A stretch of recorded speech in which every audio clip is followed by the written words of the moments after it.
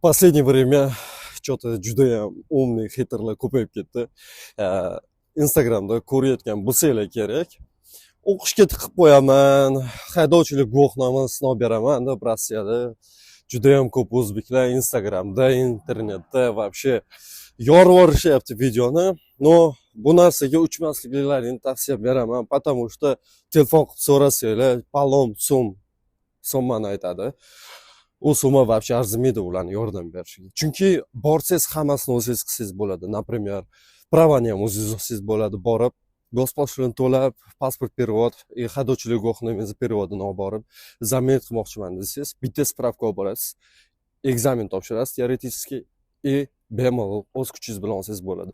O'qishga topshirish 65 ming, 80 ming, какого хрена borsangiz o'zlari qo'sh-qo'llab kutib olib, kelganingiz uchun rahmat deb o'zlari yordam berishadi, qilishadi.